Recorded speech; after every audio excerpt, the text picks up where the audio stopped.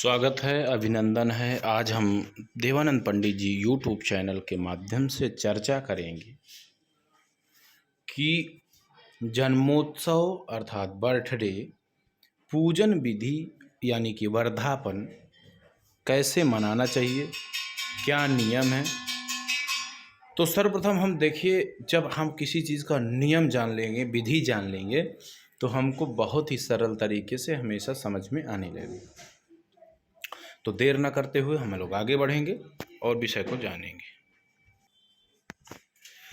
जन्मोत्सव जन्मतिथि में मनाना अधिक समीचीन यानी कि अच्छा होता है, किंतु वर्तमान समय में लोग प्रायः आंग्ल दिनांक के अनुसार यानी कि अंग्रेजी जो टाइम है उसके अनुसार लोग मनाते हैं, दिनांक के अनुसार। तो जन्मोत्सव पाश्चात्य विधि से मनाते हैं। जन्म होता है सनातन धर्मावलंबी हिंदू के घर में और जन्मोत्सव मनाते हैं ईसाइयों की विधि से। यही हमारी सबसे बड़ी विडंबना है। हमें अपने सनातन संस्कृति के अनुसार ही मनाना चाहिए। सभी से आग्रह है कि अपने धर्मानुसार ही जन्मोत्सव मनाएं, जिसका जो धर्म है। हम यहाँ पर संक्षेप में जन्मोत्सव की विधि प्रस्तुत कर रहे हैं, जिसकी बहुत दिनों से अपेक्षा की जा रही थी। जिस माह की तिथि में बालक का जन्म होता हो, उसी माह की उसी तिथि को प्रातः ब्रह्म मुहूर्त में उठकर माता पिता तथा श्रेष्ठ जनों को लोगों को प्रणाम करके प्रातः स्मरण करने के बाद घर एवं घर के आसपास साफ सफाई करें। तत्पश्चात नित्य क्रिया संपादित करके स्नान करते समय तिल चावल का चूर्ण गंगा जल में मिलाकर स्नान के जल पात्र में मिलाकर स्नान करें। तत्पश्चात संध्योपासन सूर्यार्घ दान आदि करके नवीन पवित्र वस्त्र धारण करके यथा रुचि के अनुसार आभूषण आदि धारण करें। घर में किसी पवित्र स्थान में सुंदर आसन पर पूर्वाभिमुख बैठकर पत्नी को अपने दाहिने तथा बालक को जिसका जन्मोत्सव मना रहे हैं उस बालक को दाहिने बैठाकर सामने घी का दीपक जलाएं। पवित्रीकरण आचमन करके 3 बार प्राणायाम करें।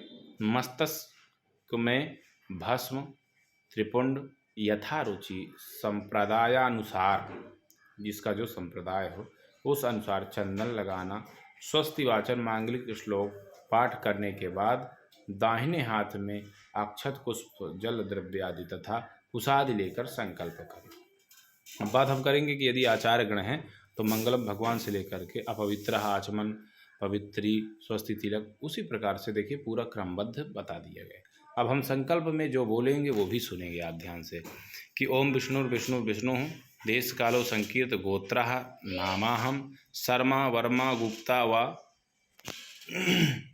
मम अमुक गोत्रस्य, जो गोत्र हो अमुक या नाम ध्येयस्य, जो नाम हो उसका नाम ले लेना है। शिशोः व दीर्घायु श्री तेजो वृद्धि द्वारा श्री जगदीश्वर प्रीत्यर्थम अद्य दिने स्वकीयस्य स्वशिशो वर्धापनाख्यम कर्म करिष्ये। अस्मिन् वर्धापनाख्ये कर्मणि निर्विघ्नतायै गणपत्यादिदेवानां कुलदेवानां सप्तचिरजीवीनां षष्ठीदेव्याश्चावाहनं पूजनं च करिष्ये। इस प्रकार संकल्प करके प्रस्तुत पुस्तकानुसार गणेश गौरी कलश षोडश मातृका सप्तशत मातृकाओं का आवाहन कर पूजन करके निम्नलिखित देवताओं का आवाहन पूजन करें। एक काठ की चौकी में श्वेत या पीत वस्त्र बिछाकर उसमें 21 कोष्ठक बनाकर अक्षत पुंज रखें। जो इस प्रकार से आपको देख सकते हैं, ऐसे बना लेना। ठीक है, अब हम आगे बढ़ेंगे और उसमें क्या करना है क्रमबद्ध देखिए। उक्त क्रम से अक्षत पुष्प छोड़ते हुए आवाहन करें। ओम गंगणपतये नमः गणपति मावाहयामि, कुलदेवाभ्यै नमः कुलदेवी मावाहयामि स्थापयामि। ओम प्रजापतये नमः आवाहयामि स्थापयामि पूजयामि बोलते जाना। ओम विष्णवे नमः विष्णुमावाहयामि स्थापयामि। महेश्वराय नमः महेश्वरम आवाहयामि स्थापयामि। इष्ट देवतायै नमः सूर्याय नमः जन्मार्क्षाय नमः षष्ठी देव्यै नमः मार्कंडेयाय नमः अश्वत्थाम्ने नमः बलये नमः व्यासाय नमः विभीषणाय नमः कृपाचार्याय नमः परशुरामाय नमः बलभद्राय नमः हनुमतये नमः स्थान देवतायै नमः वास्तुदेवतायै नमः क्षेत्रपालाय नमः क्षेत्रपालमावाहयामि स्थापयामि। इस प्रकार बोलते हुए आगे बढ़ना है। और मनोज्योतिर्जुक्ता वाजस्य बृहस्पति यज्ञमिमं तनुतो संजतो कोशमिमं दधातु विश्वे देवासिंहम् आदिन्तामो प्रतिष्ठा। इस मंत्र से प्रतिष्ठा करके पुरुष सूक्त मंत्रों से अथवा पूजन मंत्रों से, जिससे आपको ठीक लगे, गणेश पूजन से इत्यादि का जो मंत्र लिखे हैं वहाँ पर के भी बोल सकते हैं, या पुरुष सूक्त से बोल करके आप पूजन कर सकते हैं।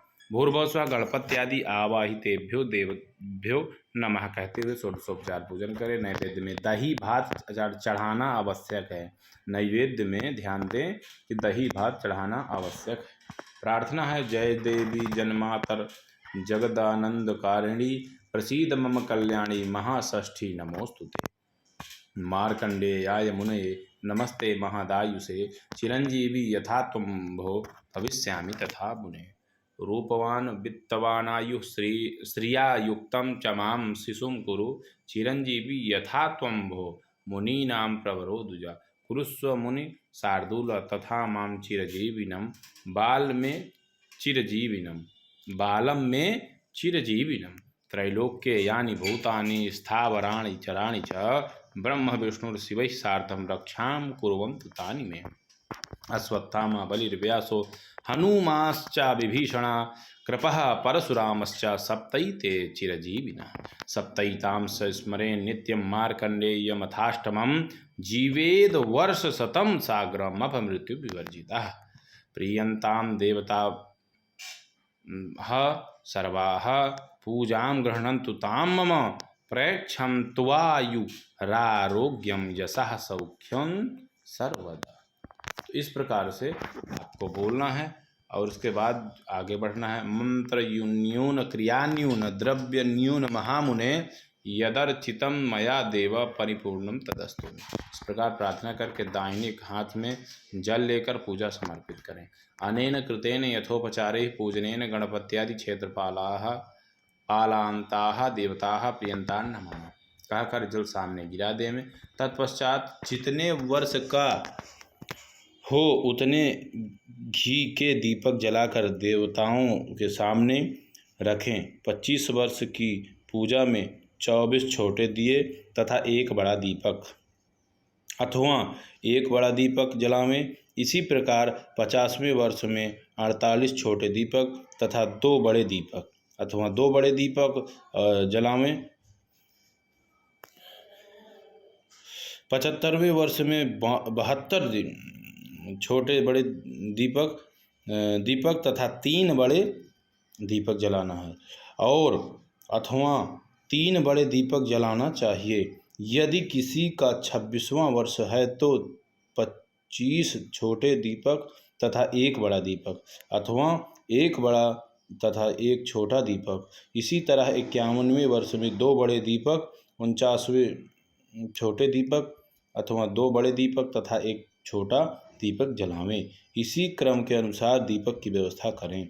यह धातव्य है कि जन्मतिथि में दीपक जलाने से आयु आरोग्यता श्री ज्ञान तेज तथा यश की वृद्धि होती है। कतिपय धर्म में दीपक बुझाने की परंपरा है जो कि अशुभ एवं उक्त आयु आरोग्यता को नष्ट करने वाली है। अतः दीपक बुझाने की परंपरा से सर्वथा दूर रहें आप लोग।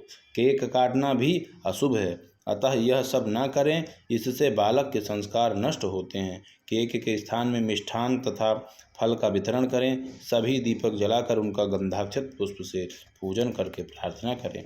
तेओं तेजमायुष्यमारोग्यम श्रीर्ज्ञानं बलमुत्तमं दीपज्योतिर्नमस्तेस्तु पाहि मां सर्वदा शुभा। अंत में आवाहित देवताओं के लिए होम करें तथा पायस माने खीर की बलि देवें। पूर्णाहुति उत्तर पूजन आदि करके दक्षिणादि संकल्प करके ब्राह्मण आचार्य को वस्त्रादि से संतुष्ट करें। तत्पश्चात जिनका जन्मोत्सव हो उसे तिल गुड़ मिलाकर दूध पिलाएं। सगुणम तिल सम्मिश्रम अंजल्यर्ध्यमितं पयः मार्कंडेयाद्वरं लब्ध्वा पिबाम्यायुर्विवृद्धये।